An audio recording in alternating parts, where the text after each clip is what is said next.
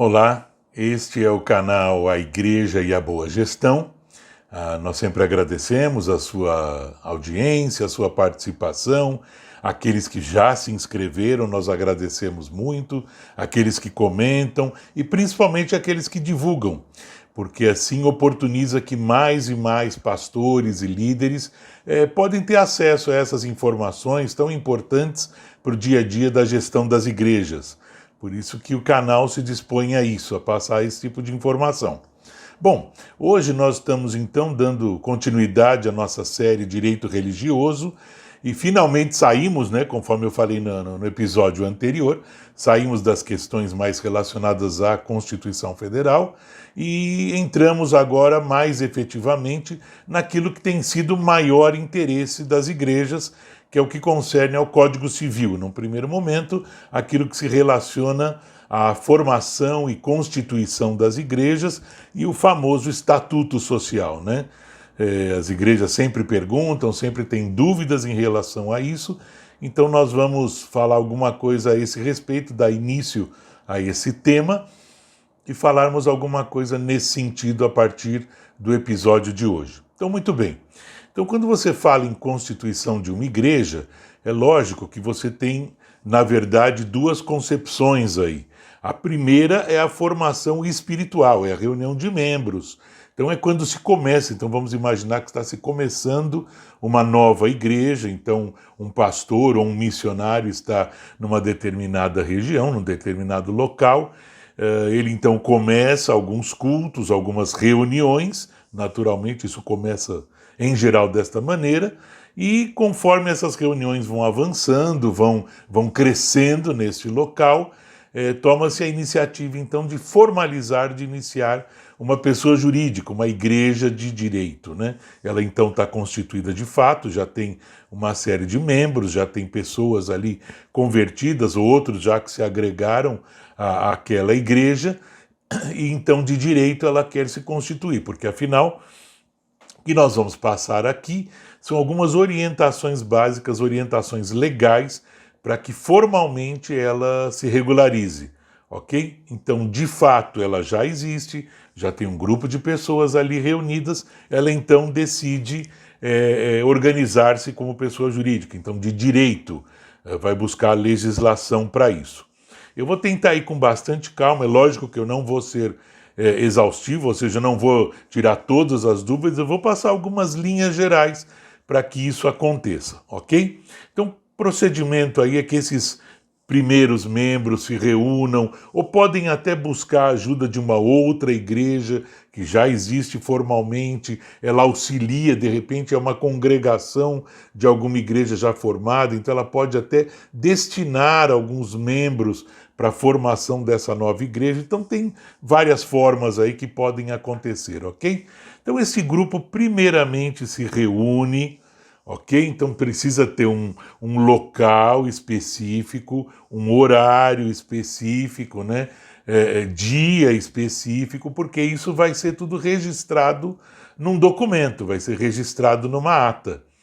Então, esta primeira reunião, chamada de Assembleia de Fundação, Assembleia de Constituição, é que vai reunir um determinado número de pessoas que vão ser os futuros membros fundadores, membros dessa pessoa jurídica, ok?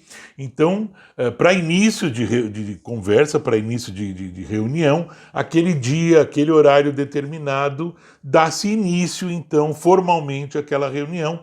Precisa ter uma pessoa que foi decidido entre aqueles que será o presidente desta reunião, ele vai presidir a reunião, e uma pessoa especificamente que sirva como secretário, alguém que vai anotar, vai tomar nota de tudo que está acontecendo, todas as informações que estão ocorrendo naquele momento. Então vamos dizer praticamente, olha, foi dado início da Assembleia de Fundação ou de Constituição em tal dia, tal horário, em tal local, deu-se início com a presidência do fulano de tal, ok? E decidiu-se fazer uma oração para dar início às atividades.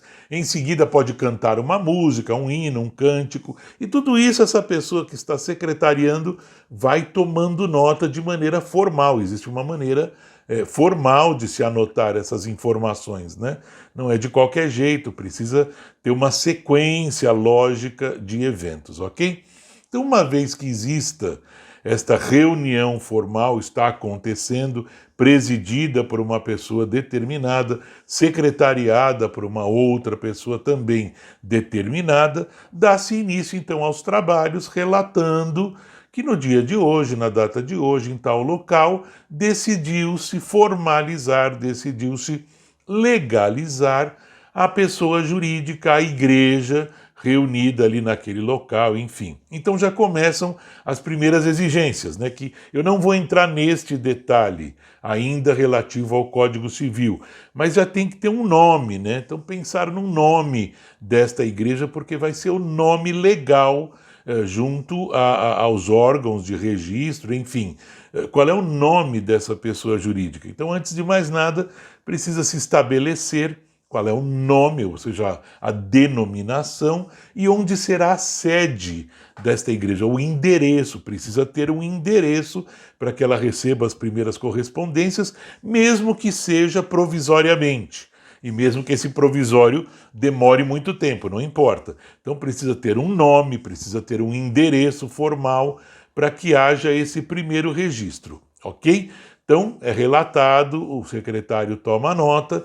Então decidiram aqueles membros fundadores, aqueles membros constituidores, que será formalizado na data de hoje, no local determinado, a igreja tal, né? Reino de Luz, a igreja evangélica tal, a igreja missionária, enfim, o nome que esse grupo achar por bem e determinar.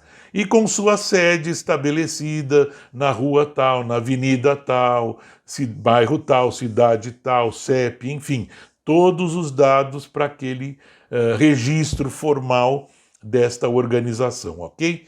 Previamente, essas pessoas, esses membros fundadores, já deveriam ter se reunido para discutir algumas coisas sobre estatuto social, como é que ele deve ser constituído, talvez uma ou duas ou três pessoas vão atrás de alguns modelos de estatuto, sempre tomando cuidado que você não deve copiar um estatuto de uma outra igreja, cada igreja tem a sua peculiaridade, a sua especificidade, ok? Mas podem buscar algumas orientações das primeiras informações para a composição desse estatuto. Nós vamos gravar um vídeo posteriormente dizendo o que é que o Código Civil determina e estabelece que necessariamente precisa estar no estatuto, ok? Então o Código Civil ele tem algumas orientações e num vídeo futuro vamos falar sobre isso, no direito religioso. Mas deve-se definir já, chegar nesta reunião com uma definição de um estatuto social, já escrito, já combinado com esses membros, assim como uma primeira diretoria. Então, de novo, o Código Civil estabelece como deve-se criar essa diretoria executiva da igreja, ok? Já adiantando um pouco, o Código Civil não é prescritivo, ele não diz quantos membros, qual é o nome desses membros. O Código Civil só diz que você tem que ter uma forma de administração. Então, quem é que administra a igreja? É uma diretoria executiva, formada assim, assim, assado, enfim. Todas essas informações já precisam estar pré-estabelecidas para que neste dia onde está sendo formalizado em ata, já tenha esta decisão tomada. Então, quais são os rigores para o estabelecimento de uma diretoria executiva? Quem pode ser da diretoria executiva, né? Quais são os cargos que nós vamos pré-determinar? Então, tudo isso precisa ser relatado nesse dia. Então, olha, os membros decidiram aprovar, né, a diretoria executiva. Para isso chamaram fulano de tal para ser o diretor-presidente, talvez o outro para ser o primeiro vice-presidente, talvez tenha só um, tenham dois, tenham três, enfim.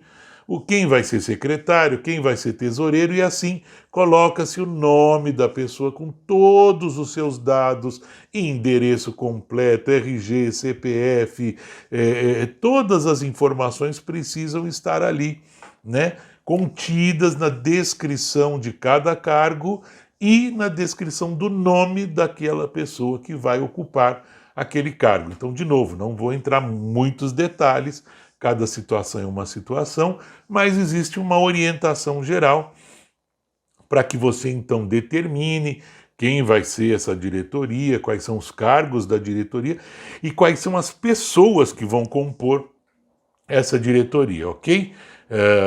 Previamente também já adianto que no estatuto vai ter que determinar por quanto tempo essa diretoria terá a sua gestão, ou seja, em quanto tempo ela precisa ser renovada, se necessariamente ela precisa ser renovada ou se podem continuar nos mesmos cargos, enfim, o Estatuto Social tem que estar dizendo tudo isso. Então constitui-se a primeira diretoria, com o nome de cada diretor, com os dados, tudo isso precisa tomar muita atenção, já saber os dados de antemão, já precisa ter o RG, a cópia do RG, cópia do CPF, cópia de um comprovante de endereço, porque tudo isso vai ser necessário para justificação, para formalização dessa diretoria. Tem que ter uma lista ali, então estão tomando posse na data de hoje a diretoria com fulano, ciclano, beltrano e assim por diante, e uma lista ali dizendo o nome de cada um, ok? E os dados de cada um para que eles assinem nessa lista, então tem que ter a assinatura deles. Então é importante que tenha a assinatura de cada um deles. Nós até recomendamos, num primeiro momento, que se tenha firma reconhecida de cada um desses diretores, pode ser que futuramente precise, para abertura de conta em banco, enfim, para alguma tomada de decisão, já tem lá assinatura com firma reconhecida, então precisam dos dados direitinho de cada um dos diretores, e isso precisa estar num papel especificado, ok? Então toma posse a diretoria nesta data, né? Então a data que tem essa reunião formal, tomou-se posse a diretoria, os membros ali que estão fundando a igreja, que estão constituindo a igreja, aprovam esta diretoria, ok? Aprovam por unanimidade, né? É muito bom que seja por unanimidade a primeira diretoria, foi tudo já conversado anteriormente para formalização desta reunião, ok?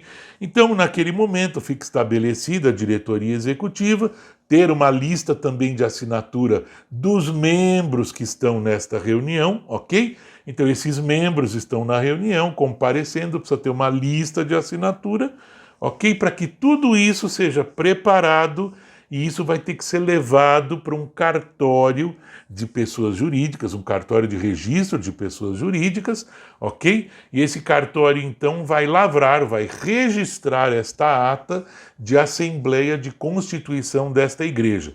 Tudo isso é muito importante, o cartório vai analisar todos os dados, talvez ele faça algum tipo de exigência, ok? Sendo feita uma exigência, precisa ser obedecido. Uma vez saiu do cartório esse documento, precisa dar entrada na Receita Federal. Então precisa encontrar uma pessoa ou alguém que saiba fazer isso para que se obtenha o Cadastro Nacional das Pessoas Jurídicas. Então a Receita Federal, o primeiro documento que ela vai pedir é esse registro em cartório desta ata de constituição. Uma vez que saiu do cartório tudo direitinho, tire já umas 2 cópias, ok? Tenha lá reservado umas 2 cópias para que você tenha em arquivo, vai ser necessário. Então você vai enviar isso para a Receita Federal, existe uma maneira formal também de constituir, e após alguns dias a Receita Federal vai informar o número do CNPJ, do Cadastro Nacional de Pessoa Jurídica. Então, uma vez que já tem o registro em cartório e uma vez que se tenha o registro no Cadastro Nacional de Pessoas Jurídicas, esta pessoa jurídica está formalmente estabelecida. Então, ela passa a existir com personalidade própria, ok? Então, esses são os primeiros passos necessários para uma formalização da pessoa jurídica da igreja, ok? Isso é muito importante que seja tomado de uma maneira bem organizada e bem formalizada, ok? Vamos tentar entrar em mais detalhes nos próximos episódios, mas fica aqui já a nossa primeira orientação. Nós agradecemos a sua participação, dê o seu like, faça a sua inscrição naturalmente, comente e, acima de tudo, divulgue. E muito obrigado por você estar participando do nosso canal A Igreja e a Boa Gestão. Deus te abençoe, um forte abraço.